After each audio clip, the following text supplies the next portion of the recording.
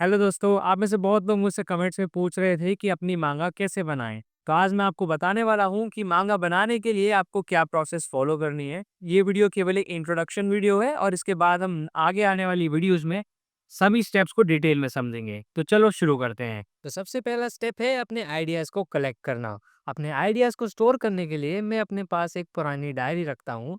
Movies, anime, मांगा या फिर वेबटून में अगर कोई भी कंटेंट कंज्यूम करता हूँ तो मुझे बहुत सारे नए-नए आइडियाज़ आते हैं। उन सभी आइडियाज़ को मैं इस डायरी में लिख देता हूँ। ये सभी आइडियाज़ हमारी स्टोरी लिखते टाइम उन्हें इंटरेस्टिंग बनाने में हेल्प करते हैं। Once you have your collection of ideas, आप अपनी स्टोरी लिखना शुरू कर सकते हो। ज़्यादातर लोगों को लगता है कि एक मांगा बनाने के लिए केवल एक स्टोरी लिखनी है और एक आर्टिस्ट को ढूँढना है जो उसके पैनल्स ड्रॉ कर सके। मगर एक स्टोरी लिखना इतना आसान नहीं है जितना लोगों को लगता है। उन्हें लगता है जो आइडियाज़ उनके दिमाग में आ रहे हैं उन्हें कागज़ पर लिखते जाओ, उनका एक सीक्वेंस बनाओ और आपकी स्टोरी तैयार है। मगर ऐसा नहीं है। एक स्टोरी लिखने के लिए हमें स्ट्रक्चर्स की ज़रूरत होती है। जितने भी स्टोरी राइटर्स हैं, वो सभी इन स्ट्रक्चर्स को फॉलो करते हैं। कुछ लोग फॉलो करते हैं डैन हार्मन स्टोरी सर्कल और ज़्यादातर मांगा आर्टिस्ट यूज़ करते हैं कीशो तेनकेत्सु। अब ये दोनों ही स्ट्रक्चर्स एकदम बेसिक स्ट्रक्चर्स हैं और इन स्ट्रक्चर्स के बेसिस पर और भी कॉम्प्लिकेटेड स्ट्रक्चर्स होते हैं जिनको ध्यान में रखते हुए राइटर्स अपनी स्टोरी लिखते हैं। अब इन स्ट्रक्चर्स को मैं छोटी सी वीडियो में नहीं समझा सकता, मगर मैंने डिस्क्रिप्शन में कुछ लिंक्स लगा दिए हैं। इस वीडियो के बाद आप इन दोनों स्ट्रक्चर्स को समझ लेना और हो सकता है आपको इन स्ट्रक्चर्स को समझने के बाद अपनी स्टोरी को दोबारा से लिखना पड़े। और इस बात से बिल्कुल नहीं घबराना, क्योंकि इन स्ट्रक्चर्स के बारे में जानने के बाद ही आप एक एक्साइटिंग और एंगेजिंग स्टोरी लिख पाओगे। चलो ठीक है, अब मान लेते हैं कि आपने इन स्ट्रक्चर्स को फॉलो करते हुए एक स्टोरी तैयार कर ली है।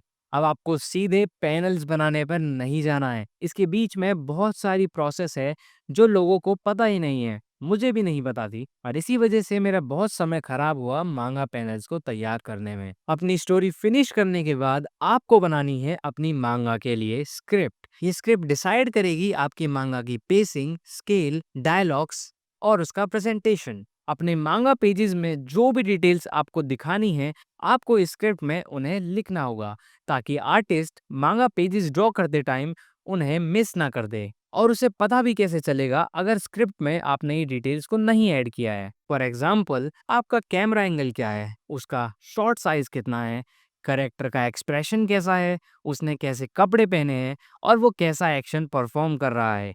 और ऐसी ही सारी डिटेल्स को हमें स्क्रिप्ट में लिखना होगा। मेरे पर्सनल एक्सपीरियंस से मुझे लगता है स्क्रिप्ट लिखने में स्टोरी लिखने से ज़्यादा टाइम लगता है, क्योंकि यहाँ पर आप एक ड्राफ्ट में चीज़ों को परफेक्टली नहीं कर सकते।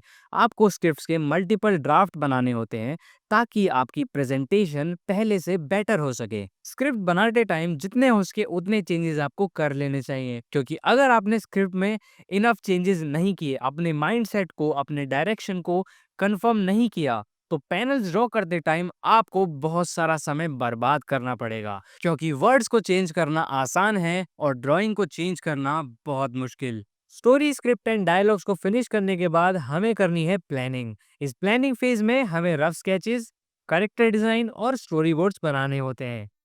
इस फेज में आपको न्यू आइडियाज को एक्सप्लोर करना है और रफ स्केचेस बनाने हैं। जो रफ स्केचेस आपको अच्छे लगते हैं, आप उन पर और वर्क करके उन्हें फाइनल कैरेक्टर डिजाइन्स में कन्वर्ट कर सकते हो। कैरेक्टर डिजाइनिंग के साथ में या फिर उसके बाद हमें बनाना है स्टोरी बोर्ड। स्टोरी बोर्ड बनाना उतना ही ज्यादा इम्पोर्टेंट है जितना मांगा के लिए स्क्रिप्ट होती है। ये स्टोरी बोर्ड हमारी मांगा का प्री विजुअलाइजेशन है। ये डिसाइड करेगा कि आखिर हमारे मांगा का पेज कैसा दिखने वाला है, उसके अंदर पैनल्स का अरेंजमेंट कैसा है और मांगा पढ़ते टाइम हमारी आईज का फ्लो किस डायरेक्शन को फॉलो कर रहा है। स्टोरी बोर्ड फेज में भी आप छोटे मोटे चेंजेस कर सकते हो। एक बार स्टोरी बोर्ड बन गया मतलब आपकी मांगा रेडी है, क्योंकि ये स्टोरी बोर्ड पढ़कर ही कोई भी आपकी मांगा की कहानी को समझ सकता है। इस फेज में ड्राइंग्स का क्लीन होना बिल्कुल मैटर नहीं करता। आप स्टिक्स फिगर्स भी ड्रॉ कर सकते हो और चीजों को लिख कर भी बता सकते हो। इसके बाद का काम बहुत आसान और बहुत मजेदार है, जहां पर आपको अपनी ड्राइंग्स बनानी है। अगर आपकी ड्राइंग स्किल्स अच्छी नहीं है तो आप फ्रीलांस आर्टिस्ट के साथ कोलैबोरेट करके इन फाइनल पेजेस को रेडी कर सकते हो। मगर मैं आपको पहले ही बता दूं, फ्रीलांस आर्टिस्ट आर एक्सपेंसिव, क्योंकि ये इलस्ट्रेशंस बनाने में बहुत स्किल्स की ज़रूरत होती है जो आर्टिस्ट सालों तक मेहनत करके बनाते हैं। और ये स्किल्स अचीव करने के बाद भी हर पेज को बनाने में बहुत समय लगता है। अगर आपके पास फ्रीलांस आर्टिस्ट को हायर करने का बजट नहीं है और आपकी ड्राइंग स्किल्स अच्छी नहीं है, तो भी टेंशन की कोई बात नहीं है, क्योंकि आप अपनी खराब ड्राइंग से भी अपनी मांगा को बना सकते हो। अगर आपने स्टोरी और स्क्रिप्ट अच्छे से लिखी है, तो खराब ड्राइंग के बाद भी लोगों को आपकी मांगा पढ़ने में मजा आएगा। और अगर आपकी मांगा का रिस्पॉन्स अच्छा रहा, तो आर्टिस्ट खुद आएंगे आपके साथ आपकी मांगा पर काम करने के लिए। तो ये एक छोटी सी समरी थी, जिससे आपको समझ आ गया होगा कि आपको अपनी मांगा बनाना कैसे शुरू करना है। सबसे पहले आपको स्टोरी स्ट्रक्चर्स को फॉलो करते हुए अपनी स्टोरी लिखनी है। उसके बाद आपको स्क्रिप्ट लिखते टाइम जितनी हो सके उतनी विजुअल डिटेल्स ऐड करनी है। फिर स्टोरी बोर्ड्स में अपनी मांगा को प्री विजुअलाइज करना है और फिर उन्हें खुद या फिर आर्टिस्ट की मदद से इलस्ट्रेट करना है। और मैं जानता हूँ इलस्ट्रेशंस में भी बहुत सारी चीज़ें हैं, जैसे कि एनाटॉमी, पर्सपेक्टिव, इंकिंग कैसे करनी है, पेंसिलिंग कैसे करनी है।